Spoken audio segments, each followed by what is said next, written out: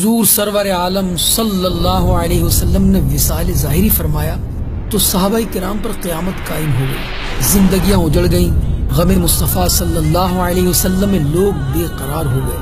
انہی میں حضرت بلال حبشی رضی اللہ تعالی عنہ بھی تھے۔ آپ مدینے کی گلیوں میں دیوانہ وار پھرتے اور لوگوں سے پوچھتے، بھائیوں تم نے کہیں رسول اللہ صلی اللہ علیہ وسلم کو دیکھا ہے؟ اگر دیکھا ہے تو مجھے بھی دیدار کرا دو، مجھے بھی میرے سرکار علی وقار کا پتہ بتا دو۔ آقا آ جائیے، آقا آ جائیے۔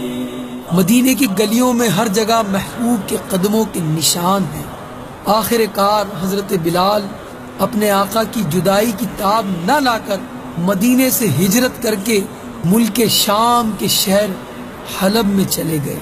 تقریباً 1 سال کے بعد خواب میں پیارے آقا صلی اللہ علیہ وسلم کا دیدار کیا۔ سرکار علی وقار علیہ السلام فرما رہے ہیں، اے بلال تم نے ہم سے ملنا کیوں چھوڑ دیا ہے؟ کیا تمہارا دل ہم سے ملنے کو نہیں چاہتا؟ آنکھ کھل گئی، اضطراب بڑھ گیا۔ لبیک یا سیدی، اے آقا غلام حاضر ہے کہتے ہوئے اٹھے اور راتوں رات اونٹنی پر سوار ہو کر مدینہ طیبہ کی طرف چل نکلے۔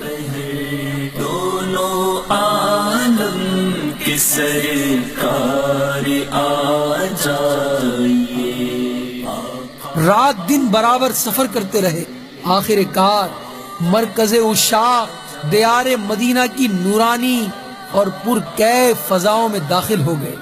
مدینے میں داخل ہوتے ہی دل کی دنیا زیر و زبر ہو گئی۔ سیدھے مسجد نبوی میں پہنچے اور سرکار علی وقار کو تلاش کیا، مگر سرکار ذی وقار علیہ السلام نظر نہ آئے۔ پھر حجروں میں تلاش کیا، وہاں بھی پیارے آقا علیہ السلام انہیں نہ ملے۔ بے قرار ہو کر مزار پر انوار پر حاضر ہو گئے اور روتے روتے عرض کرنے لگے، کہاں ہو یا رسول اللہ، کہاں ہو یا رسول اللہ۔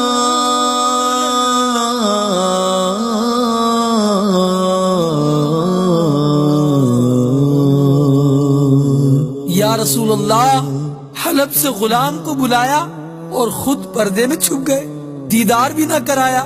روتے روتے حضرت بلال بے ہوش ہو کر قبر انور کے قریب گر گئے۔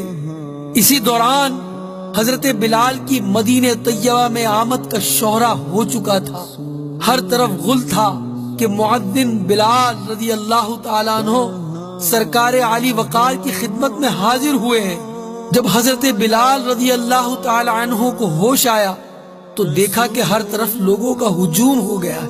اب تو منت و سماجت شروع ہو گئی، لوگ التجائیں کر رہے ہیں، اے بلال اے بلال ایک دفعہ پھر وہی درد بھری آذان سنا دو نا جو مدنی سرکار علیہ السلام کو سناتے تھے۔ حضرت بلال ہاتھ جوڑ جوڑ کر سب سے معاذرت طلب کر رہے ہیں، بھائیوں یہ بات میری طاقت سے باہر ہے، کیونکہ میں جب حضور اکرم صلی اللہ علیہ وسلم کی حیات ظاہری میں اذان کہا کرتا اور جس وقت میں اشہد ان محمد رسول اللہ کہا کرتا تو پیارے سرکار علیہ السلام کا آنکھوں سے دیدار کر لیا کرتا تھا۔ اب تو سرکار ذی وقار پردے میں چھپ گئے، اب بتاؤ کہ اذان میں اپنے آقا کا دیدار کس طرح کر پاؤں گا؟ مہربانی فرما کر مجھے اس خدمت سے معاف کر دو، مجھ میں برداشت قوت نہیں۔ ہر چند لوگوں نے اصرار کیا مگر حضرت بلال نے انکار ہی کیا۔ بعض حضرات صحابہ کرام نے رائے دی کہ کسی صورت سے حسنین کریمین کو بلایا جائے، اگر آقا کے شہزادے بلال سے اذان کی فرمائش کریں گے نا تو حضرت بلال ضرور مان جائیں گے، کیونکہ حضور علیہ السلام کے اہل بیت سے حضرت بلال کو بے حد محبت ہے۔ چنانچہ یہ رائے پسند آئی۔ ایک صاحب جا کر حسنین کریمین یعنی حسن و حسین رضی اللہ تعالی عنہما کو بلا لائے۔ آتے ہی حضرت حسین نے حضرت بلال کا ہاتھ پکڑ لیا اور فرمایا، اے بلال آج ہمیں وہی اذان سنا دو نا جو ہمارے نانا جان کو سنایا کرتے تھے۔ حضرت بلال نے پیارے حضرت حسین کو گود میں اٹھا لیا اور پھر کہا تم میرے پیارے محبوب کے کلیجے کے ٹکڑے ہو، مصطفیٰ کریم صلی اللہ علیہ وسلم کے باغ کے پھول ہو، جو کچھ تم کہو گے وہی ہوگا۔ شہزادے اگر میں نے انکار کر دیا، کہیں تم روٹھ گئے تو مزار میں سرکار علیہ السلام بھی رنجیدہ ہو جائیں گے۔ اب حضرت بلال نے اذان شروع کر دی۔ اللہ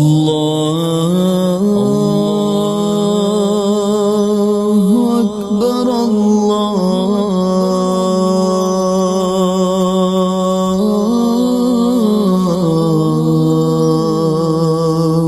اکبر۔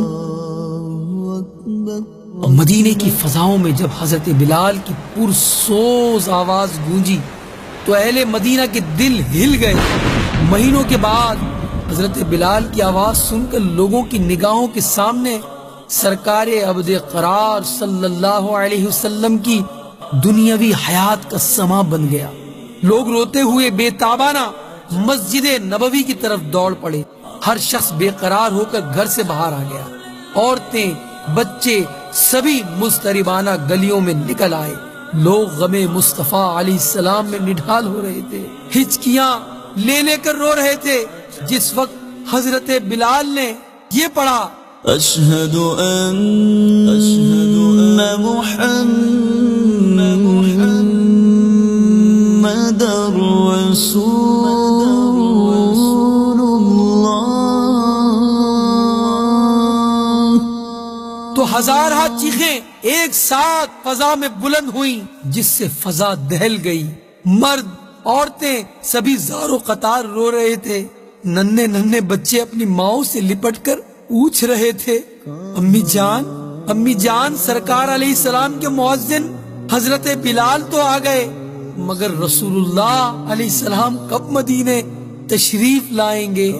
حضرت بلال نے جب اشہد ان محمد رسول اللہ کہا تو بے ساختہ نظر منبر رسول کی طرف اٹھی۔ منبر خالی تھا۔ مصطفیٰ علیہ السلام کا دیدار حضرت بلال نہ کر پائے، ہجر رسول سے بے قرار ہو گئے اور غم مصطفیٰ کی تاب نہ لا سکے، بے ہوش ہو کر گر گئے۔ اور جب بہت دیر کے بعد ہوش آیا، اٹھے اور روتے ہوئے پھر ملک شام کی طرف روانہ ہو گئے۔